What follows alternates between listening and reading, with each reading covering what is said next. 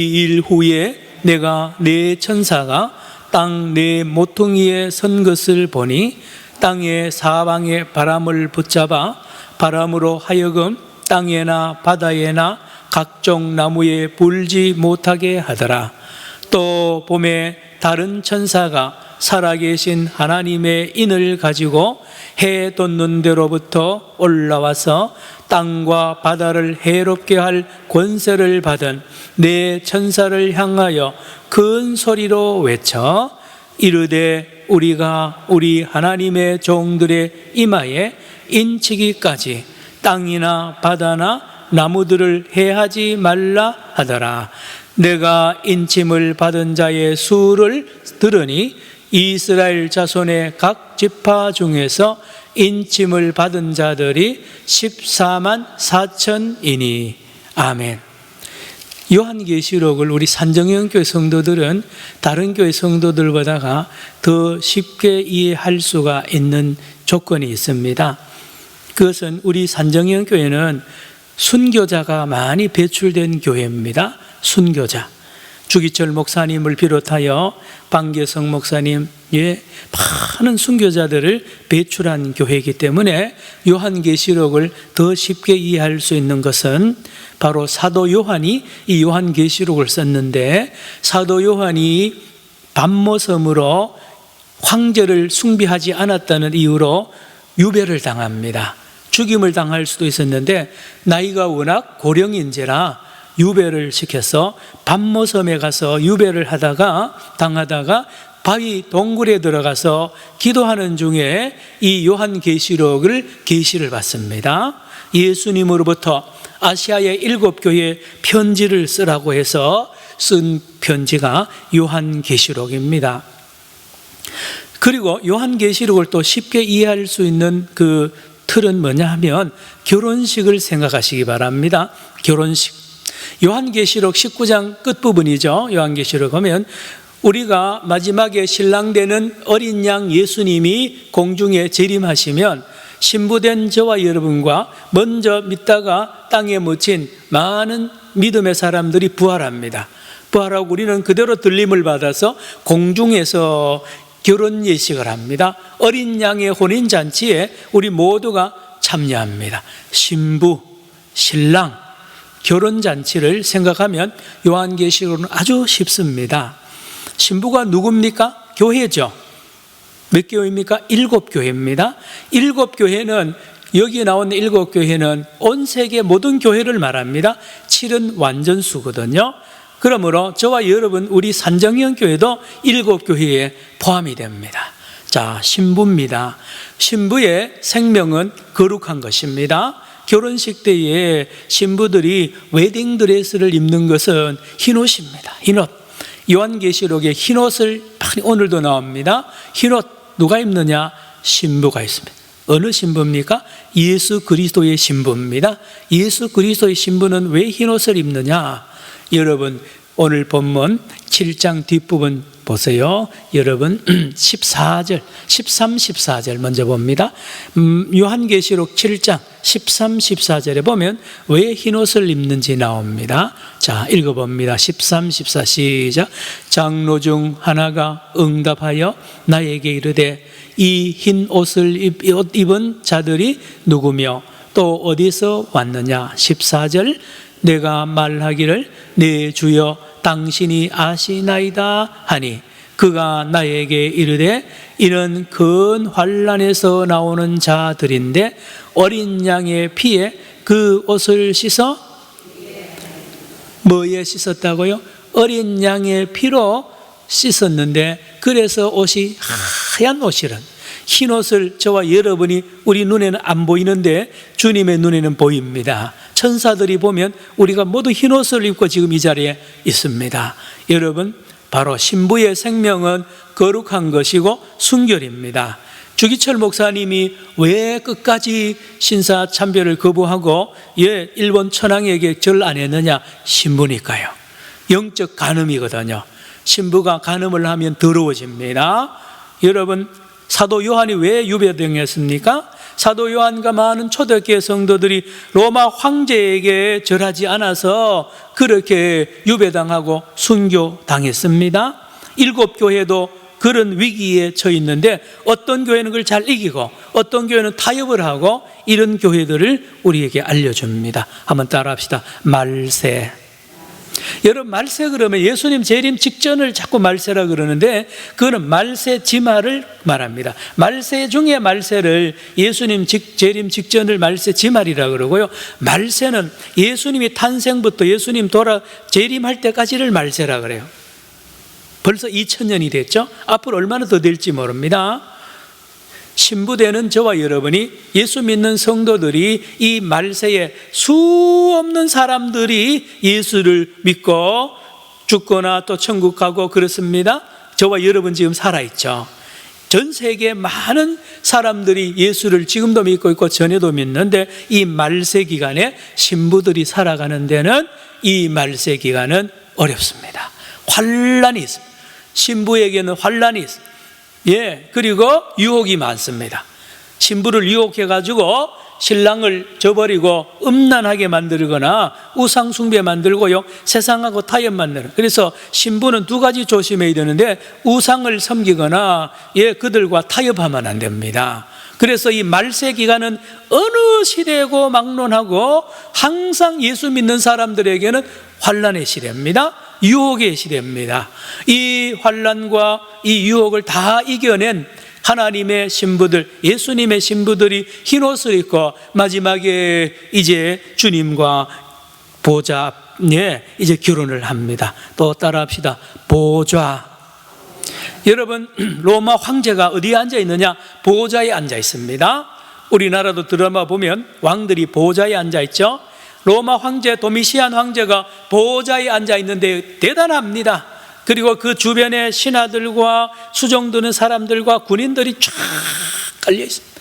거기서 말 한마디 하면 전 로마 제국이 벌벌 떨고 그게 법이 됩니다. 로마 황제가 하면 심판하면 그대로 집행이 됩니다. 그리고 온 로마 시민들과 부하들이 영광을 돌리죠. 그런데 사도 요한이 기도하는 중에 진짜 보좌를 봅니다. 요한계시록 4장, 제가 1장부터 6장까지를 지금 요약하는데요. 2장, 3장은 7교회에 이제 여러 가지 편지 쓰죠. 정신을 차리고 깨어나라는 거죠. 첫사랑을 회복하고 신부로서 깨웁니다. 신부들이여 깨어나라. 그리고 5장에 들어가면, 4장에 들어가면 사도 요한이 환상을 보는데 하늘나라 보좌에 들어갑니다. 거기 가니까요, 로마 황제의 보좌와는 좋게 비교할 수 없는 성부 하나님의 보좌를 보게 되고 그 주변에 내 생물이, 천사들이 찬송을 하고요, 영광을 돌리는 그 현장에 이 사도 요한이 들어가는데 보니까 로마 황제는 눈에도 안 보입니다. 로마 황제는 그 보좌도 아니에요. 하나님의 그 보좌 앞에서 보면 좋게 비교할 수 없는 진정한 왕이 하나님이고, 5장에 들어가면 그 보좌 사이에, 천사들 사이에 보니까 가만 조그마한 어떤 분이 있는데 보니까 죽임 당하셨다가 부활하신 어린 양이 있습니다. 가만히 보니까 예수님이세요. 그 예수님. 그리고 그 성부 하나님의 손에, 오른손에 두루마리가 있습니다. 두루마리 종이로 된, 거기에 7 봉인이 된 아주 비밀스러운 그 말씀이 우리 하나님의 오른손에 있는데, 이 사도 요한이 그 봉인을 떼야 그 책에 있는 내용을 알 거 아닙니까? 그래서 엉엉엉엉 우는 것입니다. 사도 요한이. 왜요? 그 봉인을 뗄 자가 없어가지고 엉엉엉엉 우는데 천사가 소리칩니다. 있다는 것입니다. 그 봉인을 뗄 유일한 분이 있는데 바로 다윗의 뿔이 예수님이라는 것을 말하고 어린 양이라고 말합니다. 그 말씀이 끝나자마자 하나님께서 이 두루마리를 옆에 있는 우편에 있는 어린 양 예수님에게 이 두루마리를 넘겨줍니다. 이게 대관식입니다. 하나님의 모든 권한을 아들에게 다 넘겨줍니다. 나라와 권세와 영광을 아들에게 넘겨주는 모습이 이제 5장에 나옵니다. 그리고 이제 이것을 넘겨받은 어린 양 예수님께서 이제 인을 하나하나씩 뗍니다. 이게 6장입니다.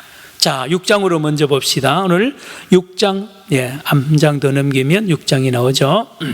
자, 1절, 2절만 한번 읽을까요? 시작. 내가 봄에 어린 양이 7인 중에 하나를 떼시는데 그때에 내가 들으니 네 생물 중 하나가 우레소리 같이 말하되 오라 하기로. 2절. 이에 내가 보니 흰 말이 있는데 그 탄자가 활을 가졌고 면류관을 받고 나아가서 이기고 또 이기려고 하더라. 자, 이리 보세요. 이제 이 말세죠. 예수님이 오시고 예수님이 다시 오실 때까지 이 긴 시대의 특징들을 다 보여줍니다. 일어날 일들을 다 보여주는데 그 중에 하나가 뭐냐? 거짓 그리스도, 적 그리스도가 나타납니다. 흰 말을 타고 꼭 예수님처럼 비슷하게 나타나는 거예요. 이단 사입입니다. 대표적으로 신천지 이만희가 흰 말 타고 동영상에 나오죠. 그리고 그는 성경책 들고 성경 공부합니다. 신천지 교회라 그럽니다. 아주 비슷해서 모릅니다. 그러나 그게 무기가 있는 거예요. 활을 들고 있습니다. 사람을 공격하는 사탄의 무기가 활이거든요. 자, 말세가 왜 힘드느냐? 거짓 그리스도, 적 그리스도가 성경책 들고 교회 이름으로 꼭 예수님처럼 나타나서 자기가 예수란, 박태선이도 그러고요, 앞으로도 계속 이단이 나타납니다. 계속 나타납니다. 옛날부터 있어요. 자, 그리고 두 번째 인을 떼고 세 번째 인을 떼면 전쟁에 붉은 말려, 그 다음에 검은 말은 뭡니까? 경제 위기입니다. 식량의 위기가 오는 거예요. 그 다음에 네 번째는 전염병의 위기가 옵니다.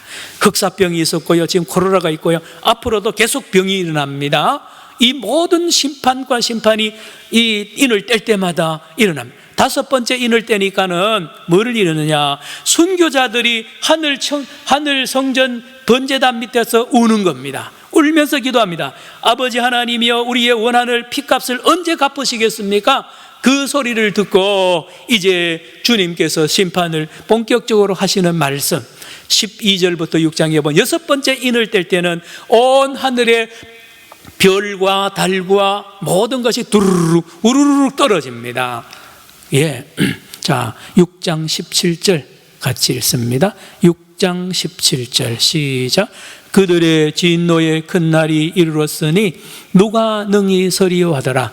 아, 하나님, 이렇게 심판하면 예수 믿는 우리도 다 죽습니까? 다 병에 걸리고 다 이렇게 죽습니까? 라고 하는 질문을 딱 던지면서 6장이 끝나는데 7장에 들어가서 뭐냐? 그렇지 않다는 것입니다. 누구나 이마에 인맞은 자와 흰옷을 입은 자들은 예외가 됩니다. 이 모든 재앙에서 벗어납니다. 7장 3절 4절. 오늘 한 5분 더 하겠습니다. 55분에 마칩니다. 요한계시록 7장 3절 4절 시작. 이르되 우리가 우리 하나님의 종들의 이마에 인치기까지 땅이나 바다나 나무들을 해하지 말라 하더라. 4절. 내가 인침을 받은 자의 수를 들으니 이스라엘 자손의 각 지파 중에서 인침을 받은 자들이 몇 명요? 14만 4천. 잘 들어야 됩니다. 14만은 왜 나오느냐? 12 곱하기 12하면 144입니다. 구약의 이스라엘 하나님의 백성 12지파 대표, 신약의 12제자 대표 사도, 그렇죠? 그러면 합치면 12인데 곱합니다. 곱하면 144. 천은 뭐냐? 많다는 뜻입니다. 그래서 14만 4천은 신구약 성경에 나오는 모든 하나님의 백성들을 전체 말하는 것이요, 14만 4천이라는 것은 어마어마한 숫자라는 것입니다. 물리적으로 14만 4천이 아니에요. 신천지는 이걸 물리적으로 14만 4천을 해석하는데 전혀 아닙니다. 다음 9절로 갑니다. 여기에 나옵니다. 이 14만 4천을 이렇게 표현해 놨습니다. 9절 시작. 이 일 후에 내가 보니 각 나라와 족속과 백성과 방언에서 아무도 능히 셀 수 없는 큰 무리가 나와 흰 옷을 입고 손에 종려가지를 들고 보호자 앞과 어린 양 앞에 서서 능히 셀 수 없는 무슨 무리요? 큰 무리. 이거 14만 4천입니다. 14만 4천은 카운트하니까 14만 4천이고 카운트 못하는 관점에서 보면 큰 물입니다. 셀 수 없는 물이. 이건 뭘 말하느냐? 하나님이 아브라함에게 약속했습니다. 너의 자손이, 너의 후손이 하늘에 뭐와 같다고요? 별들 많고 바다에 뭐처럼요? 모래가. 똑같은 말입니다. 그래서 신부들이, 인맞은 신부들이, 흰옷을 입은 우리 하나님의 신부, 예수님의 신부들이, 이렇게 많은 신부들이 환난을 이기고 승리하고 드디어 결혼식을 향하여 나오는 무리를 이 말하는 것입니다. 조금 전에 읽었습니다. 13, 14절 오늘 읽고 마칩니다. 13, 14절 요한계시록 7장 시작. 장로 중 하나가 응답하여 나에게 이르되 이 흰 옷 입은 자들이 누구며 또 어디서 왔느냐? 14절입니다. 내가 말하기를 내 주여 당신이 아시나이다 하니 그가 나에게 이르되 이는 큰 환난에서 나오는 자들인데 어린 양의 피에 그 옷을 씻어 희게 하였느니라. 큰 환난에서, 이 환난 많은 이 시대에 믿음을 지키고 예수 그리스도의 어린 양의 보혈로 구원의 이 인을 맞은 흰옷 입은 저와 여러분, 우리 믿음의 선조들과 함께 우리 주님 앞에 나아가서 승리의 찬송을 부르고 주님을 영광스럽게 합니다. 말씀을 마칩니다. 성도 여러분, 여기에 나오는 흰옷 입은 무리 속에 저와 여러분이 들어가 있습니다. 그리고 이미 우리는 승리했습니다. 예수께서 승리했습니다. 예수의 승리가 나의 승리입니다. 그래서 신부의 생명은 신랑이잖아요. 여러분, 날마다 어린 양 예수님을 바라보고 승리하신 예수님을 바라보고 그와 함께 동행해서 이 땅에 천국을 이루고 영생을 누리는 저와 여러분 되기를 축원합니다. 기도합시다. 하나님 아버지, 범죄로 말미암아 죽을 수밖에 없는 우리를 어린 양 예수님을 보내셔서 우리 대신 죽게 하시고 우리로 하여금 저 공중에 참으로 놀라운 혼인잔치에 참여하기 위하여 거룩한 신부로 날마다 우리를 성령으로 깨끗게 하시는 주님을 믿습니다. 오늘도 내일도 영원히 예수님만 바라보고 이 땅에서 절대로 머리 숙이거나 우상 숭배하거나 세상과 타협하지 않고 믿음의 정절을 지켜서 우리 순교자들과 함께 예수 그리스도의 혼인잔치에 달려나가는 거룩한 산정형교회 성도들 다 되게 하여 주시옵기만을 예수님의 이름으로 기도드리옵나이다. 아멘. 우리 330